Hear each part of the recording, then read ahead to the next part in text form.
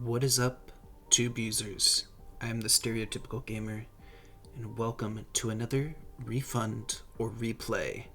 Today, we are going on a journey through time itself, back to the original Far Cry game. Now, I've played Far Cry 6, Far Cry 5, Far Cry 4, and Far Cry 3, but I've never gone to the depths of Far Cry 1. Without further ado, let's get into it.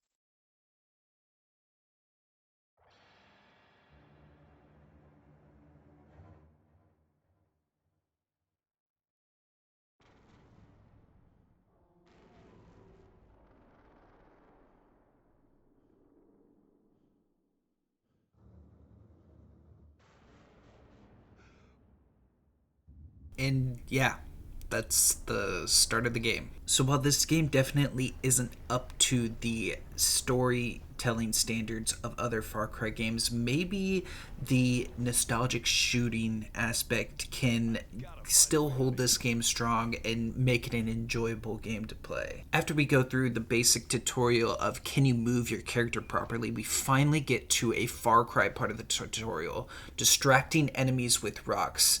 Here you want to just kind of throw rocks to distract the enemies away from your position, which is totally what I did and didn't get shot at all. Hello? Are you there? Pick up the radio if you can hear this. I know you're there. I've been tracking you since you and Val arrived. Who are you? I'm the guy who's going to tell you how to survive. Call me Doyle. How do I know I can trust you? Well, for starters, how about the fact that I haven't turned you in? That radio has a bioreader. Since I know you're there, I could have ratted you out already. Good point. Keep talking. Listen, you need to get out of there and quickly. I'll help you as much as possible, but you don't have much time. There's an exit that will lead to a small camp. Be careful as you go. This area is crawling with mercenaries. By the way, name's Jack Carver. And here we get introduced to Narrator Man. It's a typical trope in games that makes you not seem like a psychopathic killer going through this. He gives you objectives to do, reasons why to do objectives, and kind of gives you basic tips on how to do them, which who knows why he actually knows all of this stuff and why he can't do it himself, but that's why we're here. We're ready to do it because this is a video game and we got to do the video game things. Here we get our first look outside onto this island, and I was actually blown away with how good it looks for 2004 graphics. It is beautiful. I think a lot of it has to do with the bright colors, but like a lot of grass foliage, a lot of, textures that I wouldn't associate with 2004. And yeah, the indoor textures are definitely very 2D and very bland, but overall, I was really surprised with how well detailed this game is. Here we finally get into our first combat, and I did choose the challenging difficulty for this game because I thought, it's an old game. I could definitely get through it, and I took it right to the face that first time. But yeah, playing through the gunplay of this game, I didn't find it that rewarding. It's definitely like CS:GO, but it's more bloom based. I don't think the first shot accuracy is like directly in the middle of the crosshair. It definitely feels like it can be anywhere inside that crosshair where shots go. And yeah, it felt really difficult to try and take down enemies from a distance. Here, it's not a problem, but it does tend to get to be a problem later on. In the final guy, I love that backflip animation that he does. We finally get to loot around this little village, I guess is what it would be called.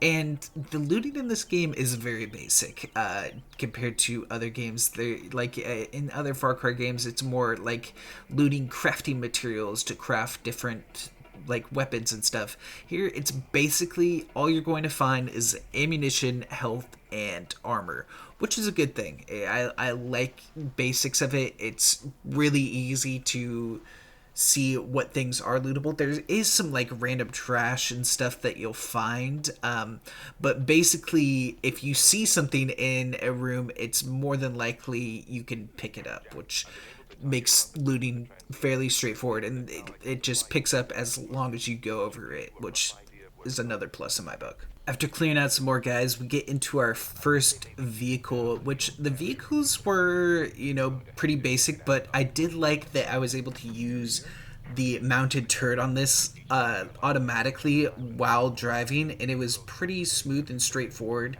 The biggest issue, though, is all of the vehicles that I used seem to have less health than myself, and just any slight bump, any sort of airtime really took damage to the vehicle, and it was super easy for them to explode and you basically die. So especially with this vehicle part, I had some issues, but we smoothed it over in the end.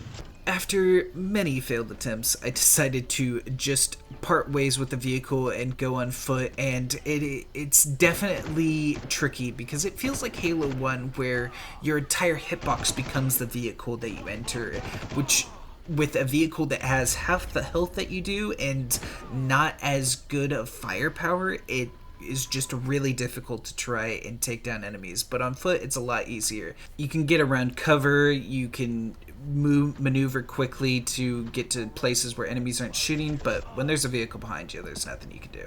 Oh, and the best part is I just hit a checkpoint, so my last load is right behind that enemy vehicle with the turret. So every time I load back in, I constantly get shot from the turret from behind.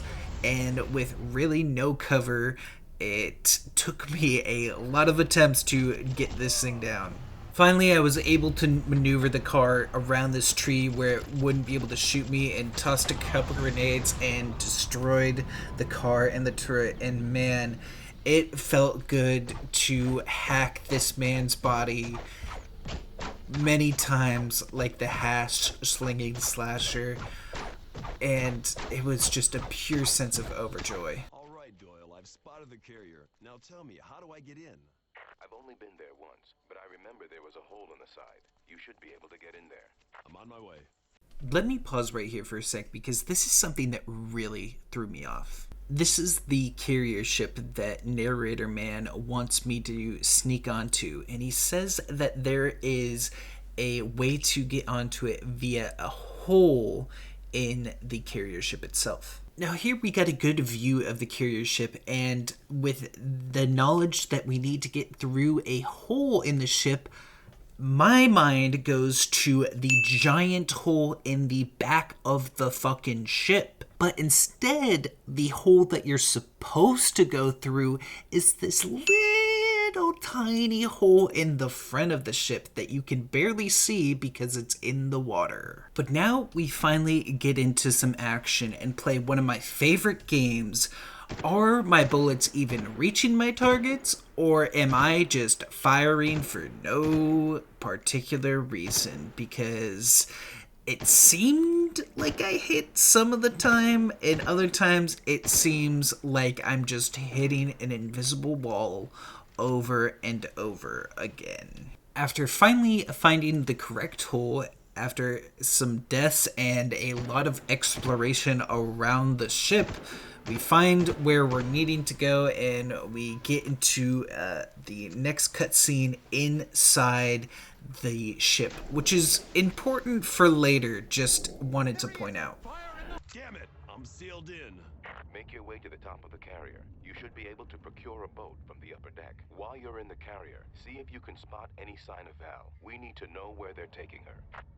So we get our next mission, and it's time to slaughter through the enemies on the ship. I've kind of just given up on the stealth parts of this game because the alert system is pretty unforgiving, let's say, and you don't have any silencers. There's no real silent weapons. I tried to go with the machete a few times, like I did right there, but the machete is basically useless. So we just went in guns ablazing, and you know, I do think the gunplay in this game is not bad. You know, for like a Counter-Strike kind of level of gameplay, it's not bad. I love the sounds of the guns. They did a really good job with the sound. They sound phenomenal. It's really loud, booming, and impactful, even though, like, at a distance, it doesn't seem like it. The sound of the guns definitely helps get you in the headspace of this game, while the graphics do not. Blazing through the guides on the inside of the ship was a breeze, but now here we come to the first real challenge of this game, and I did struggle with this, and it really didn't seem like a fun challenge. You know, I did put the game on a higher difficulty to just see how difficult an old school game like this can really be, and it definitely was a challenge, but for the wrong reasons. You know, just having to use somewhat of a short-range weapon. I know an M16 isn't considered a short-range weapon, but on a guy who can just kind of suppress fire me the entire time with a minigun wasn't a fun challenge. And then the alert system for enemies, you never really got a good notification that enemies were alerted to your position. And that's where it really was frustrating for me, because there would be enemies just up in a corner somewhere that I would have never have thought to look for or check, just mow me down in a few bullets, which is fine. I understand that they should be able to do that, but I should have some sort of notification. I get there's that bar that shows my alert level to enemies in the bottom left with the mini-map, but there's no sound to it. There needs to be some sort of notification rather than just this bar going up every so often when an enemy is alerted. Like on this attempt here, I think I finally killed all the enemies. I get the minigun guy. I finally think I've cleared everything. I'm safe, secure. I can move on to the next point. I have literally 1 HP left, and so I'm just hoping that I'll find a health pack or something. Walk up these stairs.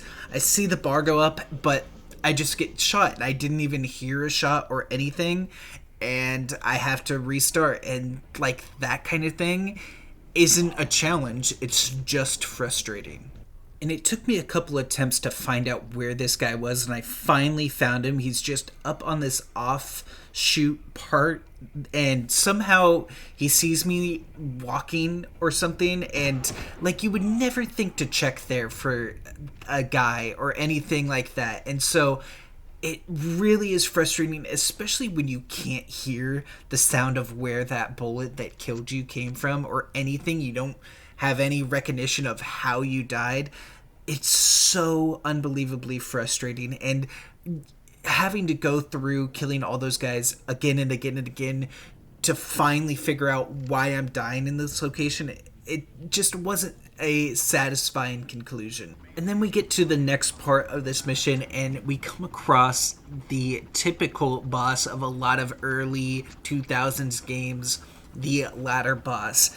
No game has really ever gotten down the mechanics of a ladder properly. I think the best way that games have done it is using an interact button to get you on and off of ladders. I'm trying to get up the ladder here, but it works more like Half-Life in this game, where you just kind of stick to the ladder when you get near it, and when you get up the ladder, there's a minigun guy behind you and a helicopter with a minigun in front of you.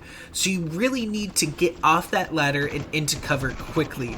But it's just not easy. It has kind of the Half-Life mechanics, but just not as good. And so just being suppressive fired from both sides, plus a helicopter that can move to different covers, I had a lot of struggles with this part. After learning and some trial and error on just how everything works in this game, I was finally able to understand kind of how the machine gun works, how the enemies kind of go after you and stuff, and just kind of use all that knowledge to finally get through this part. And it was a challenge, and it wasn't a fun challenge or anything like that, but we were able to get through it.